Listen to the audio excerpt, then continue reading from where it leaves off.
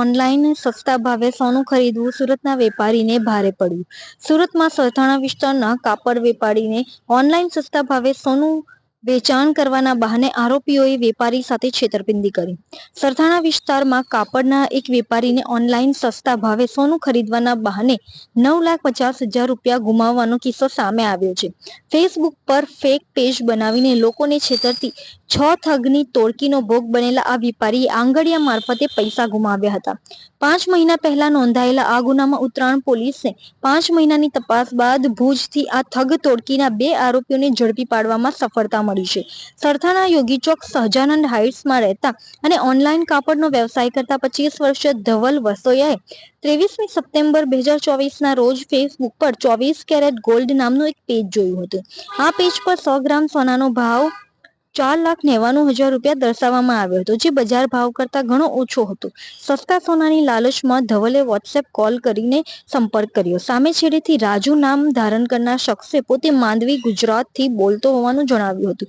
તેને ધવલને ઓછામાં ઓછા 200 ગ્રામ સોનું 9,50,000 ખરીદવું પડશે અને તે માટે 20,000 રૂપિયા ટોકન પેટે પહેલા આપવા પડશે તેમ જણાવ્યું હતું. વેપારીએ સોનાનો ઓર્ડર કન્ફર્મ કરવા માટે ટોકનની રકમ મોકલવાની વાત કરી. ઠગ ટોળકીએ ધવલને વિડીયો કોલ કરીને સોનાના બિસ્કિટ પણ બતાવ્યા અને વિશ્વાસ કેળવ્યો. ત્યારબાદ એક QR કોડ મોકલી ઇસ્માઇલ શેખના ખાતામાં 20,000 રૂપિયા ટ્રાન્સફર કરાવ્યા હતા. પછી પ્રતિક પટેલ નામના શખ્સનો ધવલને વોટ્સએપ કોલ આવ્યો. તેણે કહ્યું કે હું પ્રતિકભાઈ બોલું છું. સર સાથે વાત કરીને હું તમને ગોલ્ડ ડિલિવરી કરાવી આપીશ. તમારા વોટ્સએપ નંબર પર મોકલું છું, તે નંબર પર વાત કરી લો. ત્યારબાદ બીજા એક શખ્સે ધવલ સાથે વાત કરી તેને કહ્યું કે મારું કામ સિન્ડિકેટને લગતું છે. હું ડાયરેક્ટ ગોલ્ડ નહીં આપું, મારી ચેઇન પ્રમાણે મારા માણસો મળશે. આવી વાતો કરીને રિંગ રોડ પરથી આંગડિયા મારફતે બાકીનું પેમેન્ટ પડાવી લેવામાં આવ્યું. પેમેન્ટના બીજા દિવસે રવિવાર હોવાથી ડિલિવરી કરવા આવી શકાય તેમ કહી અન્ય એક શખ્સે વાત કરી અને તે ગોવામાં રહેતો હોવાનું જણાવ્યું.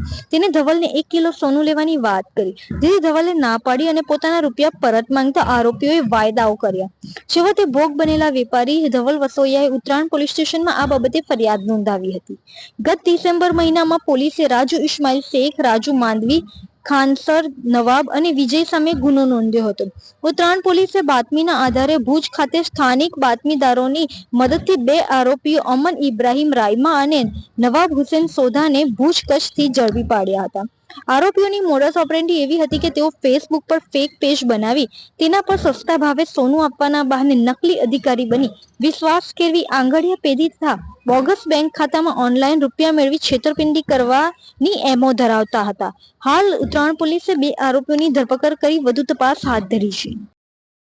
ઉત્તરાયણ પોલીસ સ્ટેશનમાં આજથી 5 મહિના પહેલાં એક સાયબર ફ્રોડની ફરિયાદ નોંધાયેલી, જેમાં ફરિયાદીએ એવી હકીકત જણાવેલી કે ફેસબુક ઉપર સસ્તું સોનું આપવાની લાલચે મારે કોન્ટેક્ટ થતાં મેં સસ્તું સોનું લેવા માટે એમને પૈસા ઓનલાઈન ટ્રાન્સફર કર્યા હતા અને એમાં મારું ચીટિંગ થયેલું છે.